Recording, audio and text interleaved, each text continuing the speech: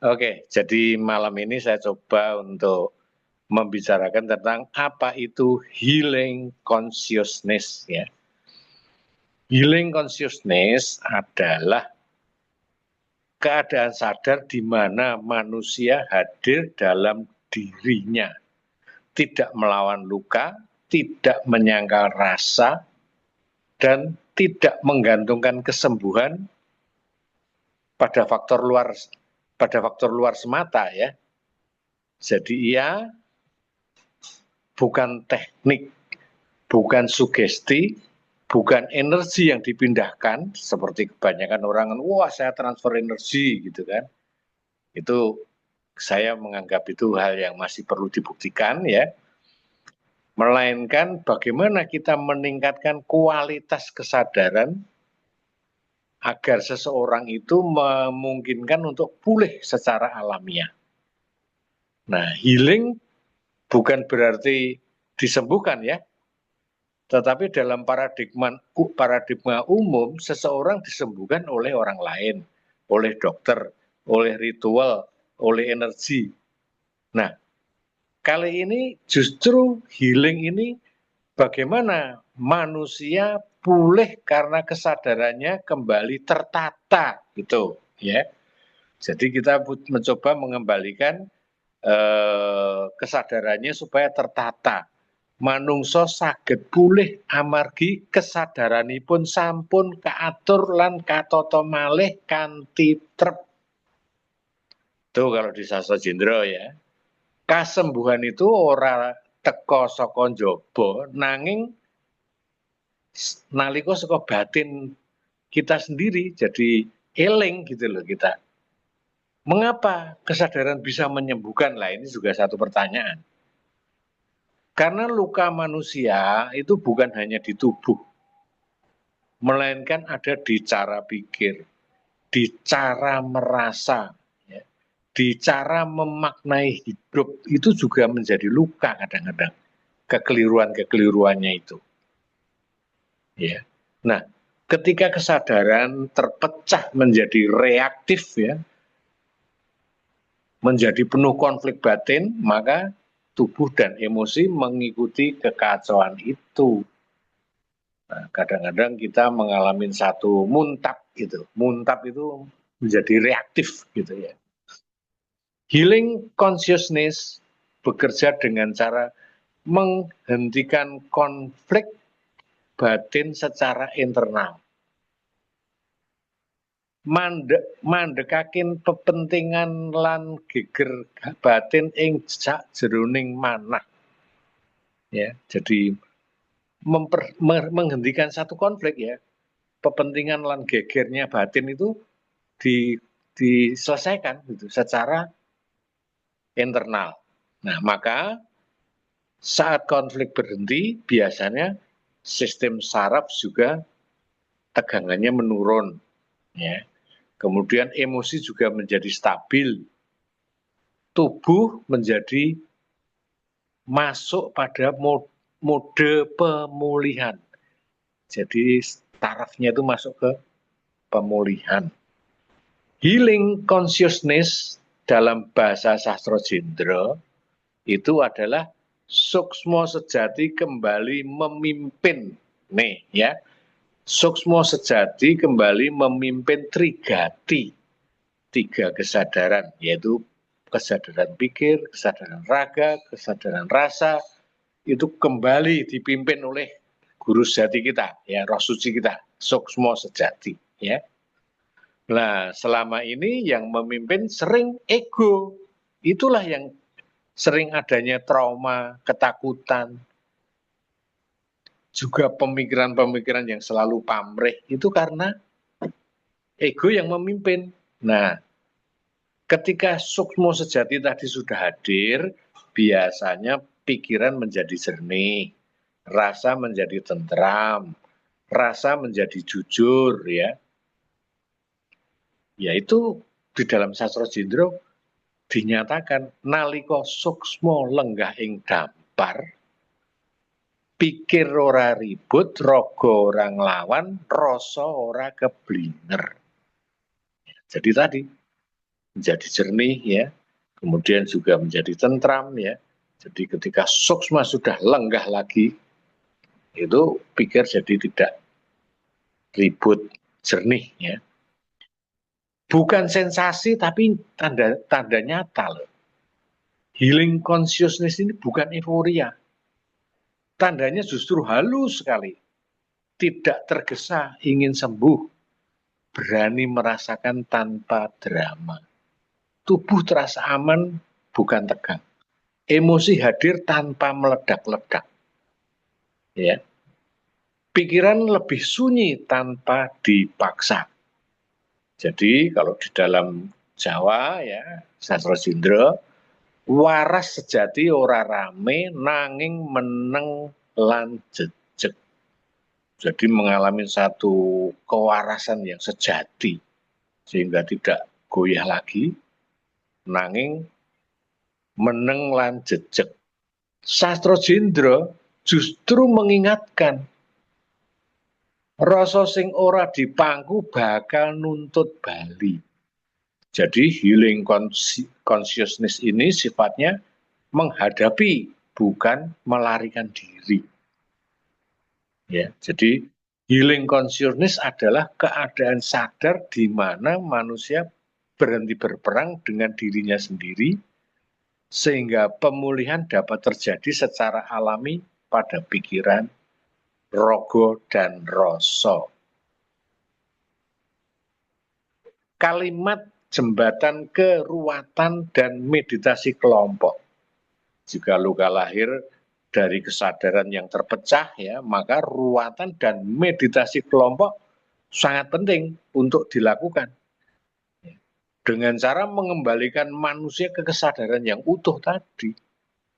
Jadi kasembatan sejati boten dumugi nalika lara sirna, tetapi nanging nalika kesadaran manusia wangsul nyawiji lan eling dhateng jatinipun.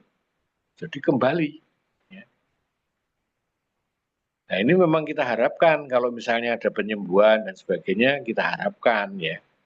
Dan ini sebetulnya hal ini juga diselidiki sama orang bule loh.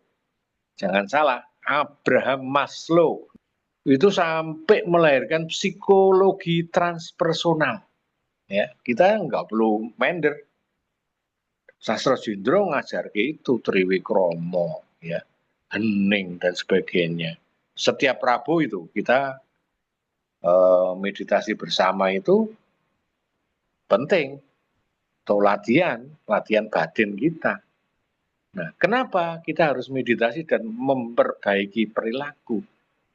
Karena tanpa perilaku yang baik, kita sulit untuk melakukan Triwikromo. Kita sulit untuk mendapatkan enlightenment. Jadi memang ya sudah hukumnya bahwa kita harus soleh kalau orang agama. Ya.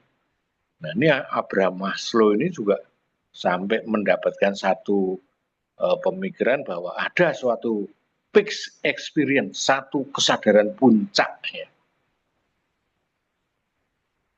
Dia menyatakan ini sampai nggeger ke psikologi dunia. Ya. Pada awalnya psikologi modern hanya sibuk dengan gangguan jiwa, trauma, neurosis, patologi. Ya. Maslow justru mengkritik keras pendekatan-pendekatan seperti ini. Menurutnya, ya, jika psikologi hanya mempelajari manusia yang sakit, maka ia tidak pernah sungguh-sungguh memahami manusia yang utuh. Apa itu manusia yang utuh? Nih di dalam Sastra Jindra, kesadaran.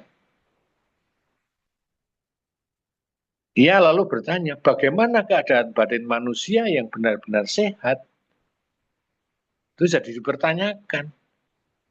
Nah, kemudian dia sudah menemukan satu peak experience, puncak ya, suatu puncak dari suatu kesadaran. Maslow menemukan bahwa manusia yang sehat secara psikologis, secara alami mengalami momen kesadaran yang tertentu. Nah, kesadaran tertentu itu dia sebut dengan peak experience. Bahkan dia sudah mendapatkan semacam ciri-ciri. sunyi batin. Nah, ya. Kalau kita mengalami kadang-kadang seperti kesepian, kosong, ya. Pikiran juga tidak gaduh, tidak macam-macam. Ya. Rasa utuh, ya, tidak terpecah oleh konflik internal. Kemudian juga terasa melampaui ego, tidak sibuk dengan keakuan. Kejelasan makna, hidup terasa bermakna tanpa dijelaskan lagi. Kehadirannya penuh, sepenuhnya ada di saat ini. Jadi penting ya, ini bukan halusinasi, bukan gangguan mental, bukan sugesti. Abraham Maslow menegaskan, peak experience adalah tanda kesehatan batin, bukan gejala patologi. Jadi, peak experience itu juga bukan euforia spiritual, ya. Maslow membedakan dengan tegas, gitu. Peak experience ini bukan emosi yang meledak-ledak, bukan ekstase tak terkendali, bukan histeri spiritual. Justru sebaliknya tenang, jernih, sederhana dan membumi. Ya, kalau kita meditasi, kita dalam keadaan yang kalut, kita rasakan lantai yang kita dudukin atau tangan kita pegang, maka itu terjadi grounding, membumi. Nah, ia juga, si Maslow ini juga menyebutnya sebagai being cognition, yaitu cara mengetahui tanpa menghakimi, tanpa membandingkan. Nah, ini memang berjalan dengan healing kesadaran hadir tanpa konflik. Peak experience dalam pandangan sederhana dalam sastra Jindra bisa dimengerti sebagai wayah eling nalika menungso dumadaan nyawiji karo uripe dhewe. Tanpa padu batin lan tanpa pamrih ego. Saat kesadaran di mana manusia tiba-tiba menyatu dengan kehidupannya sendiri, itu tanpa pertentangan batin dan tanpa kepentingan ego. Nah, sastra Jindra memandang bahwa dalam hidup sehari-hari manusia, manungso asring kapisah antara pikir, rogo, lan rasa melayu-melayu dewe. Jadi kadang-kadang kita terpisah semuanya. Karena ya itu tadi ada banyak persoalan yang tidak bisa kita selesaikan dengan baik. Apa yang dirasa?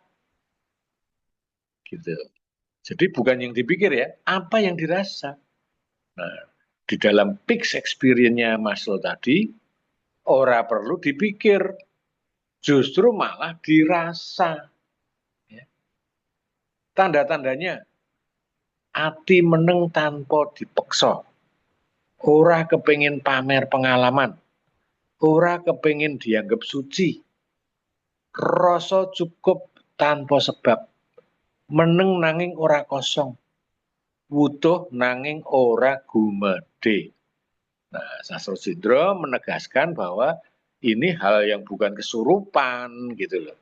Tapi bukan juga manungsa ya, kamu nungsanya hilang, bukan. Tapi ini kembali kepada kesadaran. Justru manungsa saya mapan dadi manungsa. Jadi kesadaran itu ternyata menjadikan kita lebih manusiawi ya. Jadi menjadi luwes, welas, sabar, luwih prasaja, luwih tanggung jawab ya. Karena suksma sejati lenggah mimpin ego yang menepi dengan sendirinya tanpa diusir, egonya itu menepi. Ya.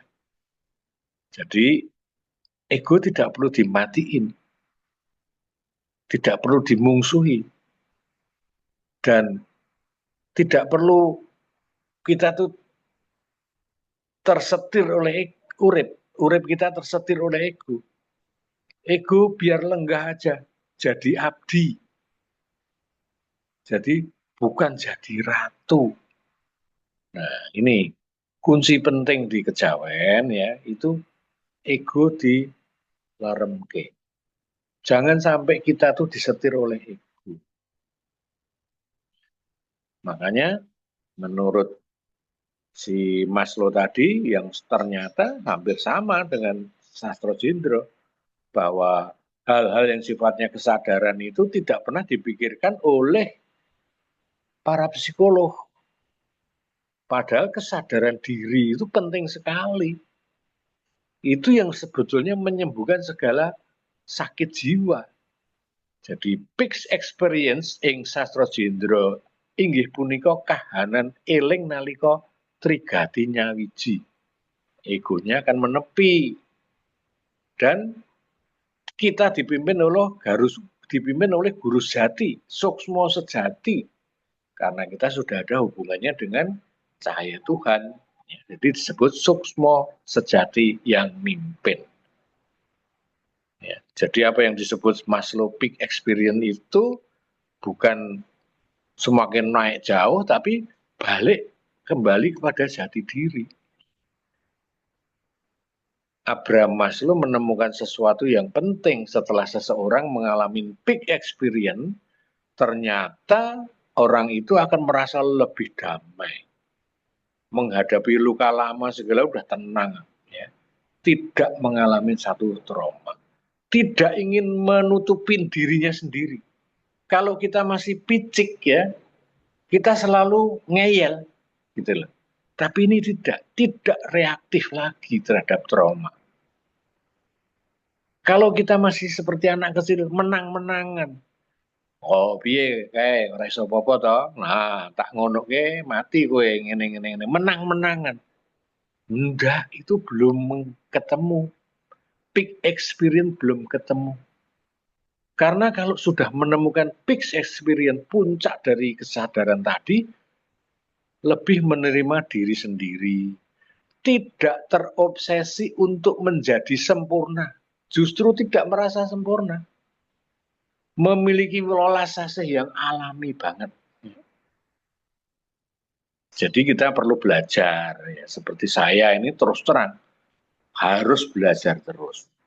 Melihat sikap dan segalanya pada orang-orang lain, kita harus merasa bahwa kita harus memiliki welas asih yang alami. Ya. Menerima keadaannya. Menerima diri sendiri. Artinya kesadaran yang utuh akan bersifat menyembuhkan.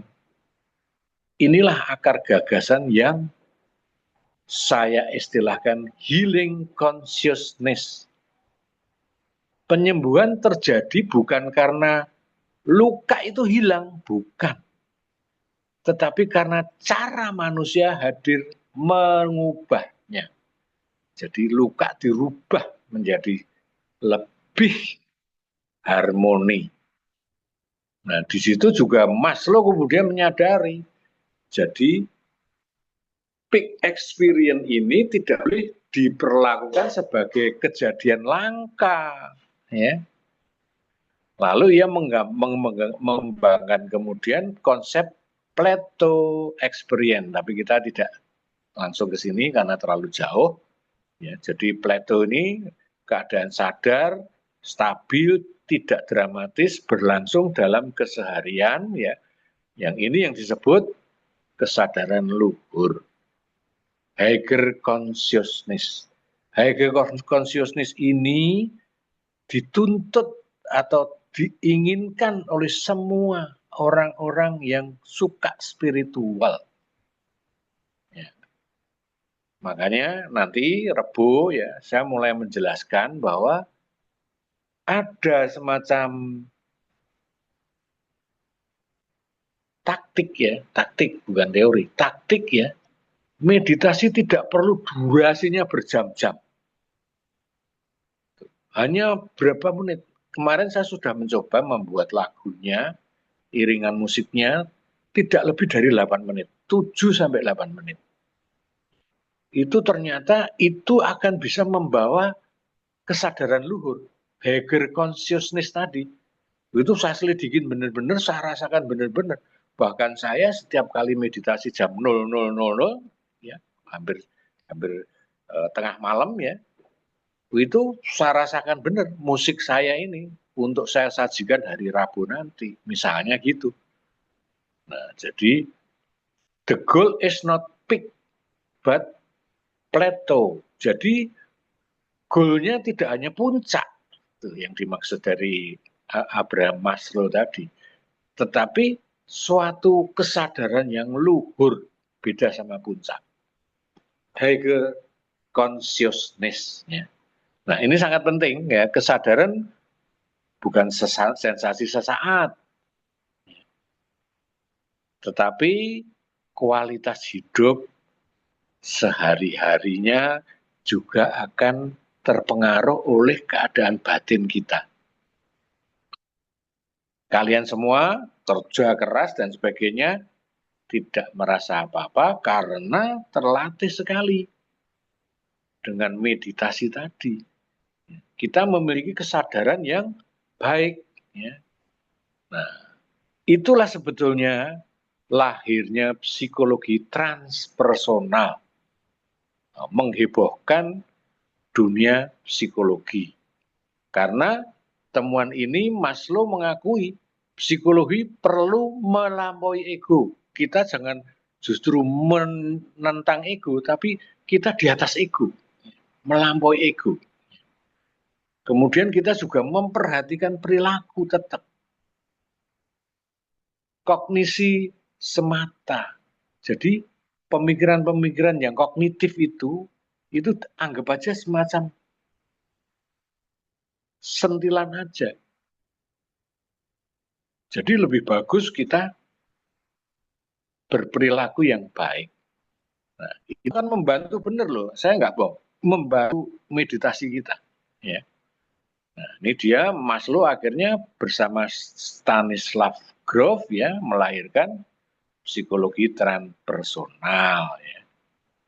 Ya, jadi dia lebih mengutamakan manusia itu memiliki dimensi jika melampaui ego ya.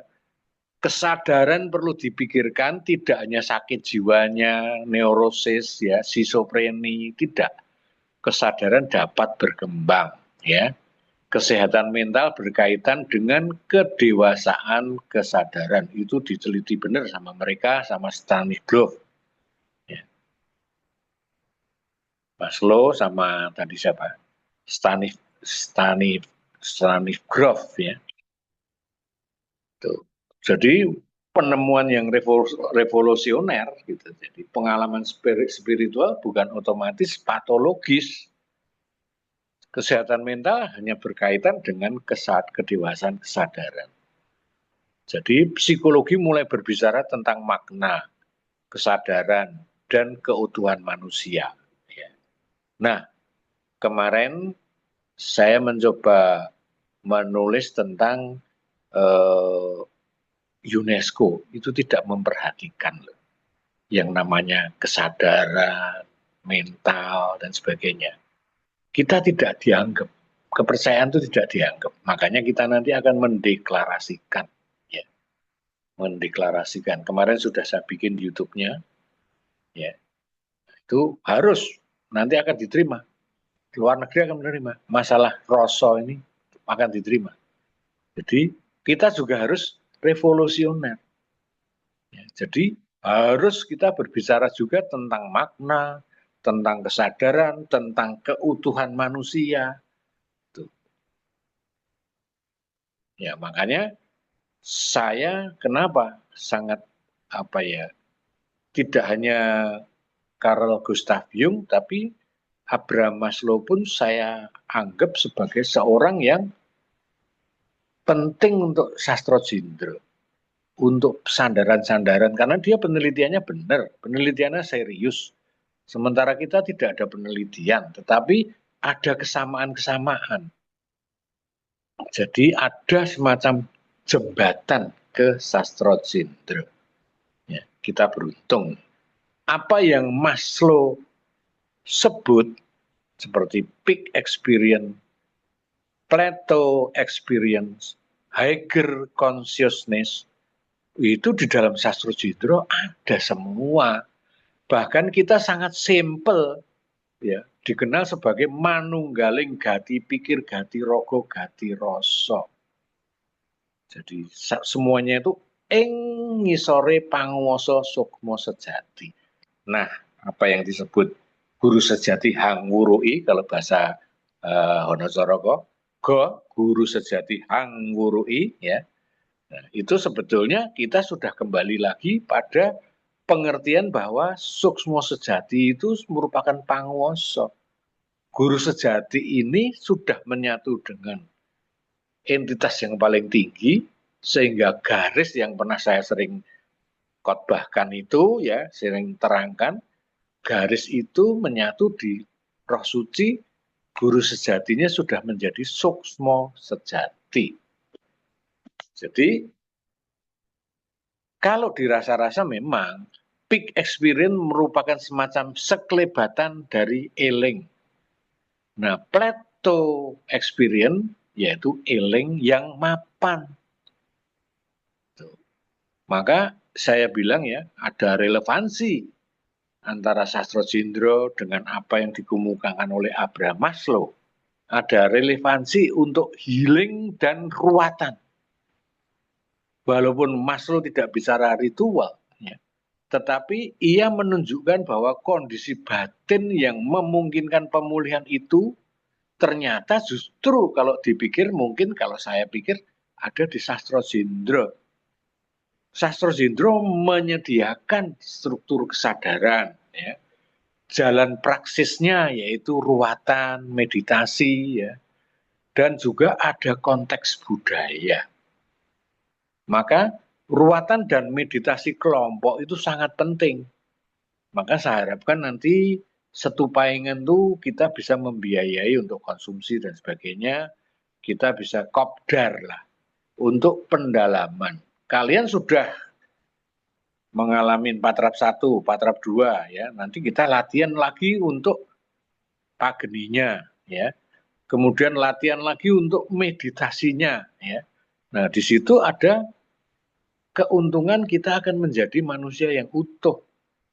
Bukan dalam hal spiritual tok loh, jangan salah. Gitu.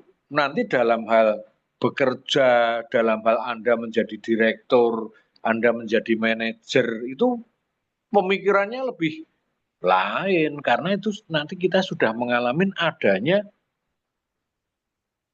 kecerdasan semesta. Ini yang sulit ditemukan. Ya. Orang-orang banyak pinter, yo, tapi tidak mengalami apa ya namanya pencerahan atau kesadaran semestanya tidak ada. Nah, ini didapat dari mana? Dari meditasi. Makanya saya harapkan, ya, mereka yang masih bekerja, masih punya anak buah atau apa, rajin. Meditasi sehari cukup 7 menit, 8 menit. Sekali, nggak apa-apa. Meditasi nggak masih 1 jam, 3 jam, enggak. Tuh, nanti kita ini, jadi ruatan, ya, dan meditasi kelompok itu merupakan satu cara kolektif menciptakan kondisi kesadaran yang eling dan mapan. Inilah apa yang oleh Maslow disebut big experiment, oleh Sastro Jendro dihayati sebagai eling sing nyawiji. Ya. Keduanya menunjukkan satu hal, kesadaran yang utuh yang sifatnya akan menyembuhkan. Ini ada Arifin Batu Raja, ada Kamsi Gautama, ada Yohanes, ada Gensi Sucahyo, ada siapa lagi nih? Roni, Mbak Santi, ada Li Tuancin, ya. Ini Li Tuancin ini dari Semarang kalau nggak salah. Iya. Ada Mas Soni Ragil. Ya. Mas Soni Ragil kayaknya aktif, ya, tempo hari untuk Jamasan dan sebagainya. Nah, nanti setiap Rabu Pahing itu kita membuka umum kepada siapapun, dari kita lepas baju lah, dari paguyuban siapapun boleh. Karena yang jamasan atau yang pageni itu ternyata saya melihat tuh di Subud juga ada. Ada banyak di perguruan. Jadi bukan sastra jendro tok ya. Itu. Nah, makanya nanti kita terbuka. Siapa ikut boleh ya. Yang datang oke. Cuman kita semua tidak membicarakan atau membacakan mantra. Kita langsung melakukan meditasi. Dan meditasi pageni dan pageni Sastra Jendro Living Academy sudah lain perkembangannya. Kita sudah memakai mendengarkan malaikat kanan kiri dulu. Ya.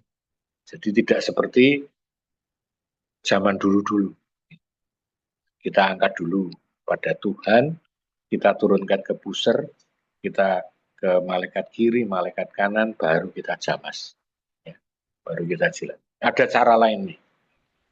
Jadi kita kembangkan terus, karena apa? Karena apa yang belum sempurna itu jangan menjadi pakem.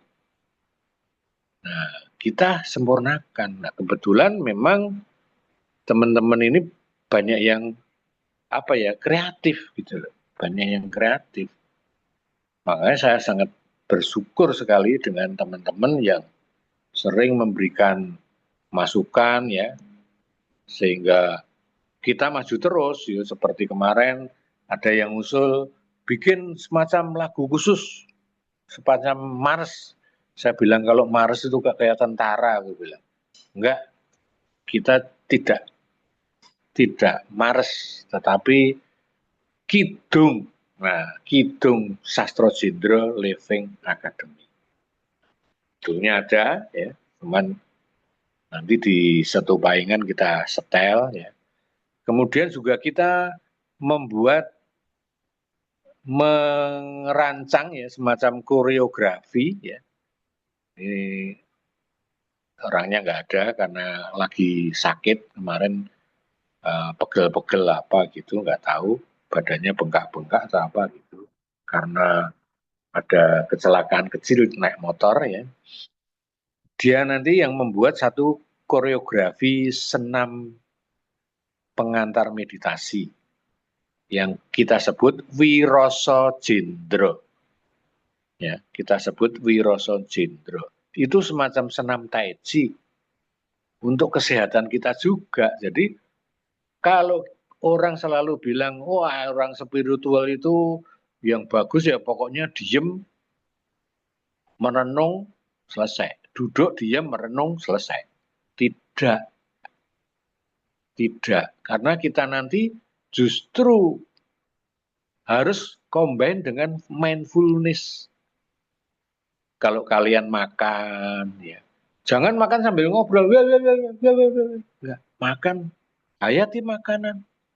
Itu namanya mindfulness. Berjalan kaki, mindfulness. Terus semuanya. Apa gunanya? Itu tadi, kesadaran. Melatih kesadaran kita. Sebetulnya kuncinya gampang. Asal kamu melihat ego itu merupakan satu musuh kita, ya, udah selesai. Bagaimana meredakan ego? Bukan memerangi atau mengusir, bagaimana? Nah, nanti hari Rabu mungkin kita meditasinya tentang bagaimana ego ini bisa dikalahkan. Ya. Dulu saya pernah belajar tentang ini, itu gurunya itu namanya Om Chong Kwan. Nah, ini lucu. Ketika menyembuhkan seseorang, ya, malah dia itu duduk terus mati, meninggal. Serangan jantung. Saya juga heran, loh kenapa Om Chong Kwan yang seger begitu menyembuhkan seseorang langsung duduk. Saya nggak ngerti orangnya sembuh apa nggak ngerti. Itu namanya Om Cokwan. Itu di Solo itu. Nah, saya pernah belajar itu bagaimana tentang ego. Dia alirannya sebetulnya bukan sastro jendro, dia alirannya kalau nggak salah teosofi. Oke, saya kira saya tutup aja ya. Selamat malam sobat-sobat budaya semua. Nanti kalau mau ngomong-ngomong nggak apa-apa dibuka aja sih biar pada ngomong-ngomong, nggak usah di recording ya. Salam budaya, rahayu, sagung dumadi. Rahayu sagung dumadi matur nuwun. Rahayu Matur nuwun. Nggih, Gensi Sucahyo. Rahayu, nggih. Rahayu. Rahayu. Bubuk enggak sih arep api apa piye? Monggo, silakan yang mau bicara-bicara dengan siapa monggo. Lah niku Mas Januri, Mas Januri gak ada buku top niku. Cuman saya minta fotokopinya tidak diparengke, tidak diperbolehkan. Wonten lho. Nggih, mboten nonton kok. Anu, mengke kula dipaido kali pengikut kula Rama. Nggih. Soalnya napa? Mangertosi babakan niku paling tidak itu sudah belajar di paguyuban atau ngikuti saya itu 7 tahun 8 tahun. Kalau begitu saya napa niku tiba-tiba langsung tak tulke, wah aku diamu. Gak adil aku dikonoke. Dan lagi ini menjadi ini lu diwanti-wanti kali anggota-anggota paguyuban liyane niku sing Surabaya, sing Pekanbaru, sing Sidoarjo, sing Nganjuk. Niku mengharapkan jangan dibuka di umum. Oh, aku ya ngoten to. Tak buka apa? Satu wong sing duwe aku kok. Niku sama seperti keraton zaman dulu. Iya. Keraton itu dulu tidak bisa keluar. Sastro Jendronya Romo Daru nggak bisa keluar. Itu yang melaporin adalah Kanjeng Gusti Hadiwijoyo, GPH Hadiwijoyo. Dia yang mengarang itu, yang mengarang tarian yang kalau setiap itu dia keluarkan ya itu tentang menyambut Nyai Roro Kidul itu. Nah dia justru memasyarakatkan. Jadi banyak rahasia-rahasia yang saya terima di masyarakat gitu. Itu Gusti Hadiwijoyo. Nah, kemudian yang agak nyeleneh juga itu Romo Daru. Romo Daru juga membongkar. Itu kan ilmunya PB10. Sastro Jendro ini ya, Sastro Jendro yang versi Romo Daru itu wahyu dari PB10. Nah, kemudian saya gabungkan dengan wahyu dari Mangir, Ki Ageng Bagus Mangir. Mangir yang terakhir yang dijedot ke kepalanya sama Senopati. Tuh. Orang nggak tahu hari sakralnya Mangir. Gitu. Terus kemudian orang juga nggak tahu kok hari-hari ini Keraton Jogja nggak berani merayakan hari khusus itu. Saya nggak ngomong, ini hari sakral. Nah, itu juga saya dapat gitu dibuka. Sekarang ini makanya kalian semua yang sudah ikut Sastro Jendro Living Academy sudah dibuka ya, dibuka bukaan Wahyu Mangir ya. Itu nggak usah takut kesurupan, takut gila, takut opo, takut ini, takut. Karena bukaan Kunci Purwo itu adalah kita dibuka masuk ke alam purwo, di mana masuk kepada Gusti Kang Maha Kuwasa. Semua udah nih, Pak. Mbak Emi sudah ya, kalau nggak salah Mbak Emi. Mas Gensi Sucahyo udah. Mas Harisoma, Yohanes. Kelihatannya sepele. Tapi lihat aja nanti di paguyuban lain banyak orang kentir. Nah, nanti lihat aja di tempat kita, enggak ada. Karena Wahyu Mangir saya tangkap dan saya sebarkan. Hanggayuh tinar bukaning Triwikromo, ya. Ingsun sumarah ngeratoni suksmo sumilan jagat kawedar. Nah itu kalau kamu nggak ini yang mana bisa Triwikromo? Ora iso, wanita tawan. Nah, coba Mbak Tuti pasti hafal wi. Nah, Hanggayuh apa Mbak Tuti?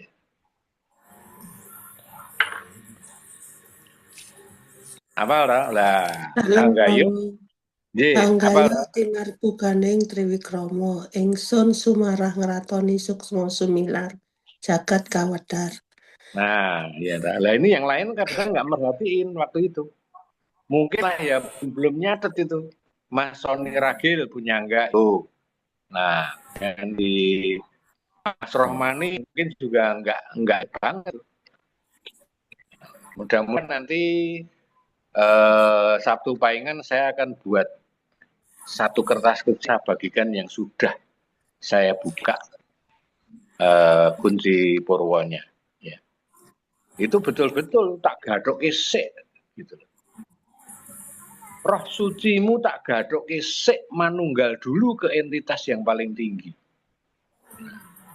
Jadi tidak bakal melenceng. Pasti tinuntun. Lah sekarang percuma kowe laku dindi, lakunya gunung, lakunya ini passwordnya orang ngerti. Itu semua ada passwordnya. Lah kalau ke Delepeh misalnya itu harus begini, pintunya yang ini harus mundur. Ada. Itu semuanya ada. Nah, password ini diketahui dari bagaimana kita meditasi di situ.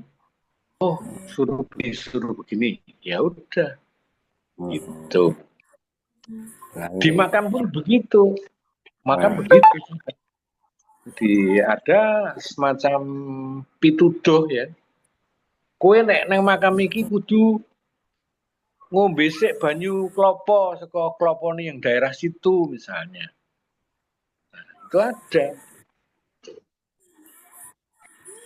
passwordnya, namanya passwordnya. Lah ini Mas Januri sudah dapat lah, masalahnya kuncinya itu bagaimana lah, saya nggak bisa ngerti kalau bukunya itu saya boleh baca ya saya ngerti. Oh kuncinya iki. Ngeten, niki wingi bengi niku rada setengah nesu wonge kali kula. Ngobrol, teleponan ngobrol saking anu niku saking perhimpunan pri kemanusiaan. Nah, nek liwat dalan, nek liwat nggon sing wingit anu ngene iki dungane bla bla bla bla ngene. Oh nggih aku ngono. Dungane piye ngoten lho, kula gak ngerti lali kula. Dungane ngene nggih. Lah niku nek munggih jenengan piye kesuwen aku ya ngono. Nek munggih kula nggih kesuwen, ngalih karepmu gak ngalih pecah ndiasmu ngoten tok pun bar aku ya ngono. Oh ngene sudah. Entar dulu. Mas Januri, bukan begitu. Yang dimaksud lu mau gayuh apa? Lah nek lewat dalan wingit itu ya ora apa-apa no. Nglompati kuburan ya ora apa-apa. Nek jenengan itu mau katakanlah gayuh apa, laku ning Pringgondani, laku ning itu perlu tahu passwordnya. Jenengan kalau neng kono meng ora nganggo password ya padha karo meng wisata. Benten lho. Benten lho lewat yen angker itu benten beda. Lagi makane niku dheweke nesu-nesu. Perhimpunan pri kemanusiaan iki duwe rasa kemanusiaan. Nggih aku ya ngono to. Lah wong nun sewu. Kula niku enak-enak turu jam 1 niku dibel kali Surabaya. Mbah apa? Niki lho Mbah. Kanca kula mang tingali ngene Kerawang niku to. Video call Surabaya, Kerawang mriki. Lah kula niku ngguyu kepingkel-pingkel. Lah ki napamu kancamu ki napa? Kula ngoten. Kancamu ki napa? Lah niku mang tingali. Lah genah melek ngono kok aku ngono. melek kalian ngomel-ngomel deleming ngoten nika. Deleming ngoten nika. Nah kuwi Ya, napa? itu topiknya lain, Mas. Topiknya lain. Yang saya ceritakan adalah kalau kita itu mau gayuh opo, misalnya ke lebih ke Watu Payung, ya. Itu ada gerbang yang metafisik itu kita harus ada passwordnya, ngelangkahnya bagaimana dan sebagainya. Apa sing mbok ceritake itu tadi bukan, beda topiknya beda. Kalau kita mau ke Gunung Lawu atau ke Pringgondani, masuk ke Pancuran 7, masuk ke Sendang Lanang, Sendang Wadon, itu ada passwordnya. Gitu. Nah, itu Sastra Jindro ada semua. Gitu. Cuman kadang-kadang kan kita ini laku itu sama Romo Daru atau sama Romo Pung, ya. Mereka sudah langsung buka passwordnya. Nah, kita harus diajari.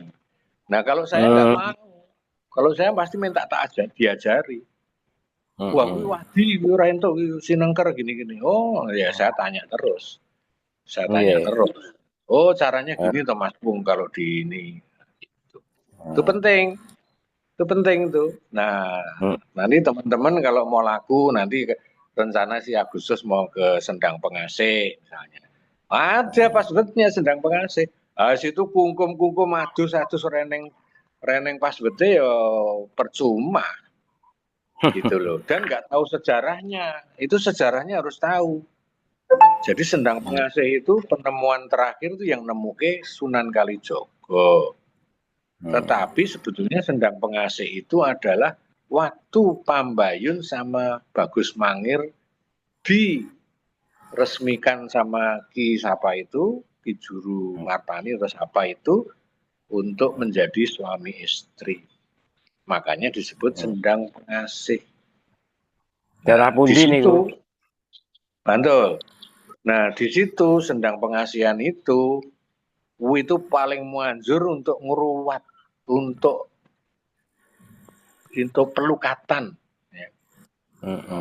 Misalnya ada seorang ya wis dosane akeh lah ya. Katakanlah begitu, dosa karo ibuke, dosa karo bapake, dosa karo bojone, dosa karo gini, pokoknya itu nggak bisa mbok dusi biasa dimandiin ya. Siraman Sukerto biasa nggak bisa. Harus dibawa ke Mangir. Itu baru resik. Nah, itu nanti montorannya apa? Tunjung kuning. Ngeresike DNA. Leluhur. Nah, leluhur sih ono guna, masih ada hubungannya loh. Masih ada hubungannya. Jadi siraman Sukerto itu juga cuman diguyurin banyu, rampung. Kadang-kadang yakin banget lah pokoknya banyu kembang, yakin. Enggak, itu tetap ada dulu, Tunjung Kuningnya disebut dulu. Nah, baru nanti di Sendang Pengasih itu panglukatan terjadi, kita lakukan. Ada orang yang dosane akeh ya wangel. Ya biasa rezekine ya apik tapi uripe ra tentrem. Nah, ini tadi healing consciousness tadi adalah untuk mendapatkan satu kesembuhan yang sifatnya tentrem. Jadi keadaan sadar. Oke, saya kira wis cukup ya. Saya masih ada kerjaan menunggu itu. Ya.